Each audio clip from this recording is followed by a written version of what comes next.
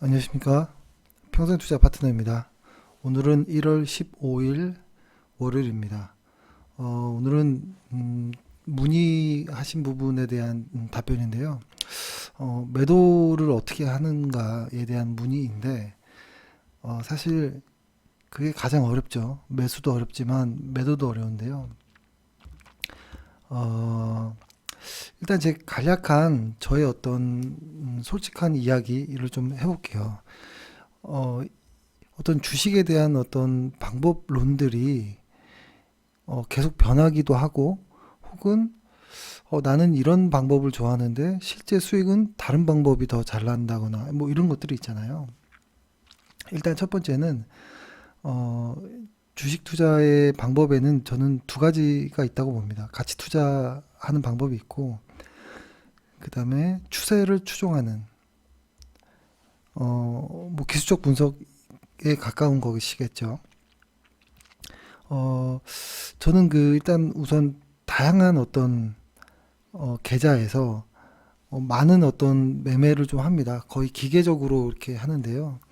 사실 여기 저는 뭐가 더 있냐면 시장에 투자하는 것도 있고, 그 다음에 단기 매매를 하는 것도 있고요. 이 단기 매매도 여러 갈래의 종류가 있고, 추세 매매에도 여러 가지 갈래가 있고, 가치 투자에도 여러 가지 갈래가 있는데, 어, 제가 이렇게 쭉 해보면, 근데 가끔 이제 회원분들에게 이제 뭐 카페나 텔레그램에 말씀드리는 어떤 종목과 내용들은 어쩔 때는 가치 투자에 대한 종목도 이야기하고 추세, 뭐 단기 가끔씩 이렇게 이야기는 하지만, 이걸 딱 분리해 가지고 딱 수익률을 좀 우위를 따져보면 일단은 수익률에서만 본다면 저는 추세 매매가 저에게는 수익률이 가장 좋고, 그 다음에 시장에 투자하는 것, 시장에 자산 배분하는 것 말씀드리는 거고, 그 다음에 단기 투자 혹은 가치 투자 거의 비슷하게 나오는 것 같긴 하거든요. 근데 뭐가 맞고 틀린지는 뭐 잘 모르겠습니다. 제가 방법에서 틀린 걸 수도 있고 하니까. 그래서 이제 다양하게 좀 말씀드려야겠다 이런 생각을 좀 하는데요. 일단 가치 투자 같은 경우에는 이런 것이죠. 어떤 스토리가 있겠죠. 어떤 회사가 어떠한 사업을 어떻게 하는데 어떤 전망이 있다. 이런 스토리가 있다면 이것을 실적으로 확인해 보겠죠. 실적으로 진짜 이런 것들이 가능한 것인지, 진짜 이런 실적이 나오는지 확인해 보고, 그 다음에 이것을 주가랑 확인해 봅니다. 주가랑 실적을 어떻게 좀 잘 비교해 보는데, 최종적으로 확인하는 것은, 나만의 어떤 가치평가의 숫자일 거거든요. 내가 생각할 때는 이 회사에 적정 가격이 있고, 이 정도면 좀 비싸고, 이 정도면 좀 싼데, 현재가는 한 요 정도니까 매수해볼까? 뭐 이런 것을 하겠죠. 그래서, 이런 것들을 총 보고, 나의 평가와 비교해서 사는 건데, 이것의 단점은 내 평가가 틀렸을 수도 있는데도 불구하고, 주가가 틀렸다고 생각하면서 나오는 어떤 어, 실수가 많다라는 것이죠. 예를 들어서 한국콜마 오늘 올린 내용을 좀 보면 현재 이렇습니다. 보면은 현재 가격이 5만 원 정도 하는데 이 적정 주가가 4만 4천 원이라는 숫자가 나왔거든요. 그러면은 현재 주가가 적어도 적정 주가 아래에서 있을 때 매수해서 적정 주가 정도 올라오면 한 3분의 1 매도하고, 매도 가격이 오면 나머지 3분의 1 매도하고, 그 다음에 과매수 구간까지 간다면 나머지 전부를 매도하는 뭐 이런 어떤 전략이겠지만, 지금 보면은 현재 가격이 이 적정 주가 위에 있기 때문에 현재가가 매수를 아예 못하는 거거든요. 근데 이거는 뭐 하나의 방법으로 이 숫자가 나온 건 아니지만, 사실 보면 주가들은 이 특히 성장주라든지 꽤 많은 종목들, 그러니까 최근에 보면 유동성이 풍부해지고, 매매가 빨라지고, 그 다음에 한국 증시가 글로벌 증시랑 동조화되면서 적정 주가 이 아래까지 내려오는 경우가 적정 많지 않다. 아주 시장이 완전히 안 좋아지는 이런 경우가 아닌 이상 잘 나오지도 않고, 그리고 좀 많이 안 맞는 경우들이 좀 많아진 것 같아요. 그러니까 다른 글로벌 어떤 시장의 주도주들과 비슷한 궤적을 그리면서 어, 실적과 좀 다르게 가는 어떤 이벤트성 어떤 모습들이 좀 많아지는 이런 부분도 좀 있습니다. 그래서 다양한 어떤 것들을 뭐 방법들을 해보지만 점점점 드는 생각이, 가치 투자가 나랑 안 맞는 것 아닌가? 라는 생각이 사실 좀 많아지는 뭐 이런 부분이 좀 있습니다. 그래서 만약에 매도를 한다면 내가 가치 투자자의 관점이다라고 해본다면, 내가 적정 주가를 딱 구했다라고 해보면 주가가 이 적정 주가 아래로 내려가면 계속 더 사는 거겠죠. 그리고 이 적정 주가 위로 주가가 올라가면 더 파는 거겠죠. 그러니까 추세 추종과 거의 반대겠죠. 그렇죠? 근데 이거는 틀리면 정말 힘들게 고생을 오랫동안 할 수 있다라는 단점이 있습니다.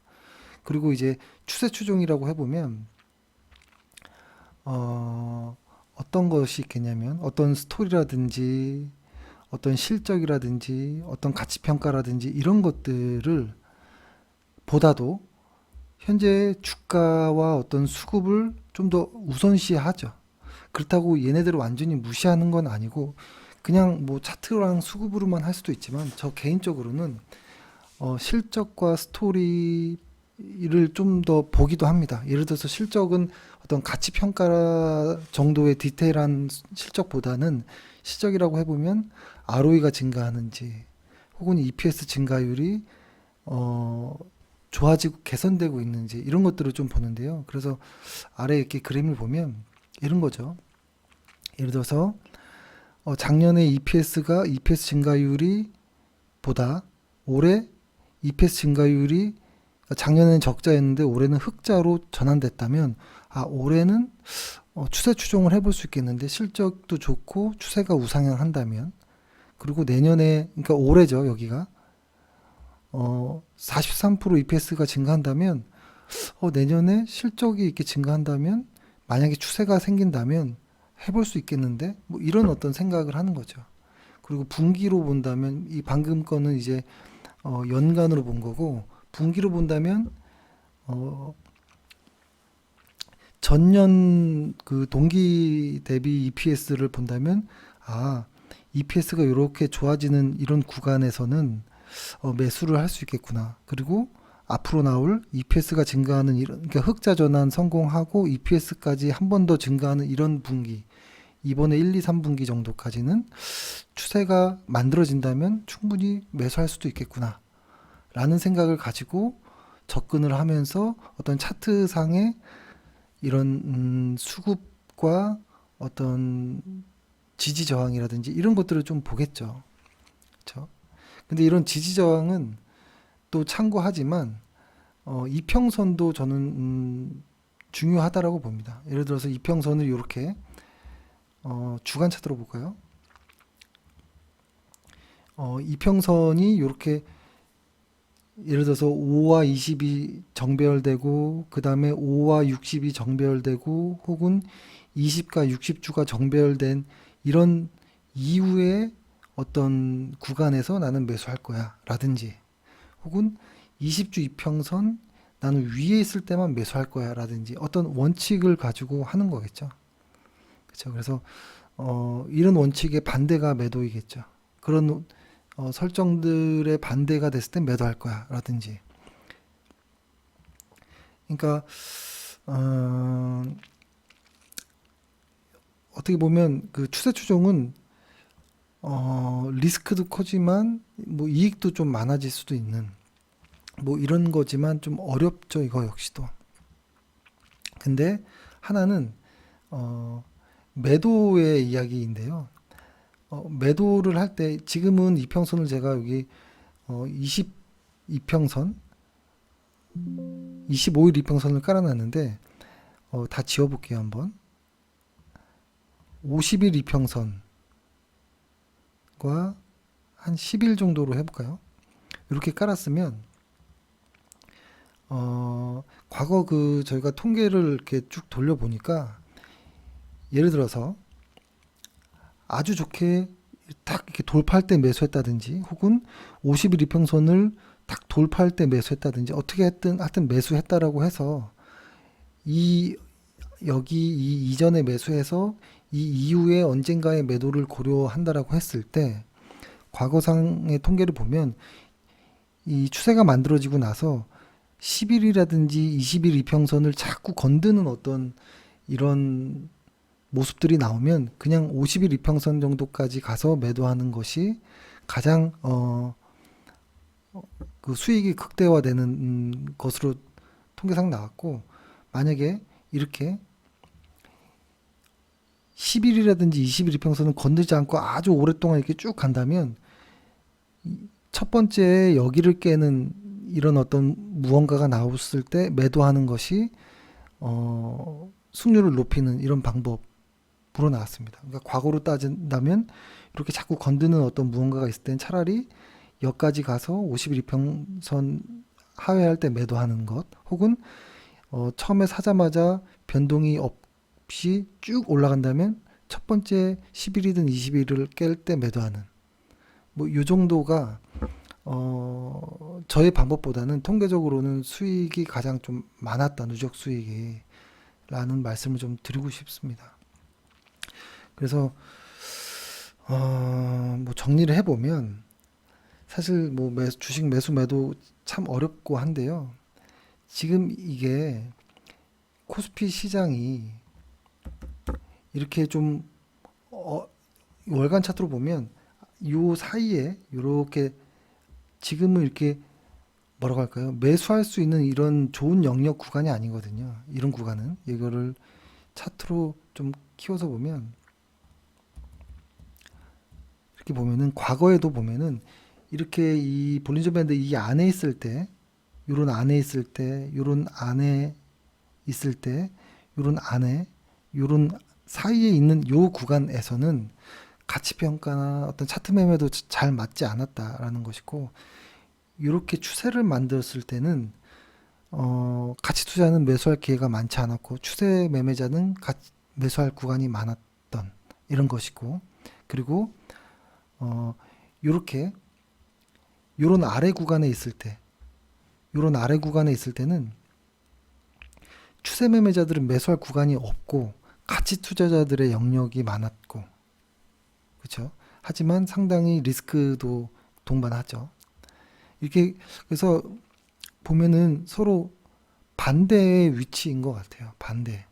그래서 뭐가 맞다 틀리다라기보다는 내가 가치 투자자로서 시장이 약할 때 주식이 흘러내리는 이런 모습에서 진짜 매수할 수 있는지, 내 성향이 이런 1, 2년, 2, 3년을 버텨서 여기까지 오는 어떤 무언가를 할 수 있는지, 혹은 내가 가치평가를 숫자를 계산할 수 있는지, 사업 보고서를 정말 열심히 읽을 수 있는지에 따라서 가치 투자자가 되느냐의 어떤 방법도 고려해 볼 수 있고, 나는 조금 추세 매매가 맞는 것 같아 라고 한다면 좀 더 명확하게 이런 위에 시장이 이렇게 좋을 때 20일 뭐 적어도 한 100일 이평선 위에 주가가 머물 때, 그럴 때 매매를 하는 건 어떤지, 그런 것들도 한번 좀 고민해 보면 좋을 것 같아요.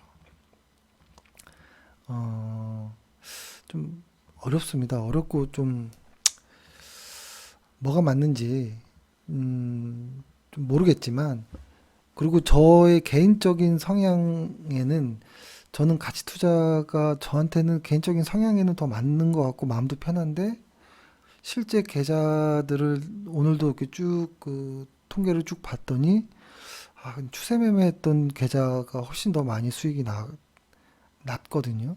그리고 가만히 둔 어떤 자산 배분한, 그러니까 자산 배분한 계좌와 추세 추종을 한 계좌가 수익률이 월등히 높았고, 단기라든지 어떤 가치 투자했던 계좌는 장기적으로는 우상향했지만 그렇게 뭔가를 이렇게 시장을 이길 정도의 무언가는 나오지 않았던, 그 단기 투자는 등락이 항상 좀 많았던.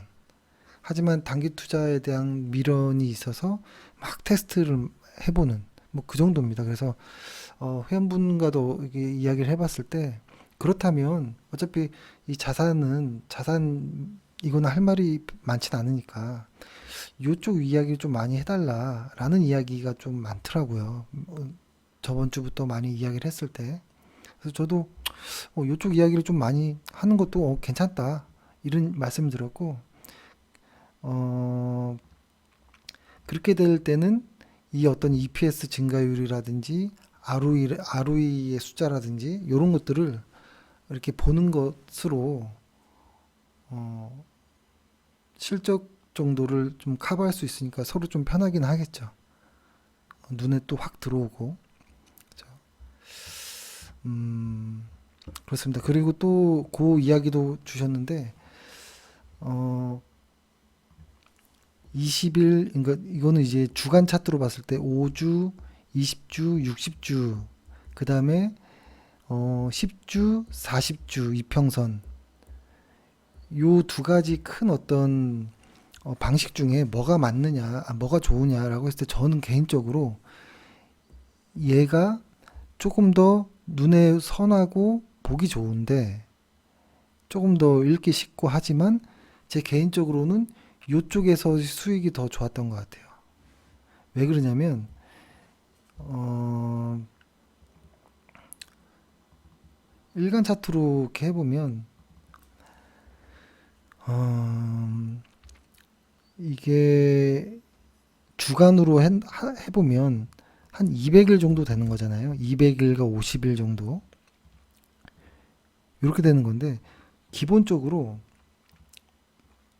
뭐 아무거나 해볼게요. 이렇게 이거 좀 오래된 걸로 이렇게 봤을 때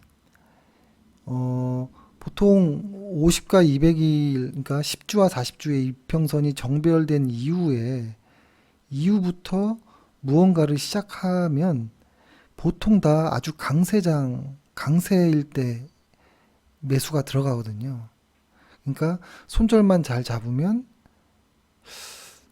계좌가 좀 잘 쌓이는 이런 모습이죠. 근데 주간 차트로 5, 20, 60주는 이게 줄이 세 개다 보니까 더 복잡해지기도 합니다. 그래서 더 심플하게 10주, 40주가 훨씬 더 계좌 수익에는 도움이 많이 됐던 이런 모습이 있습니다. 그리고 훨씬 더 매매가 많지 않고 그래서 수수료도 덜 낼 수 있고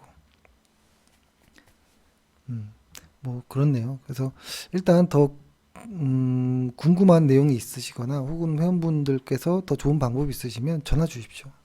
그래서 같이 이야기해 보는 것도 좋을 것 같습니다. 예, 감사합니다.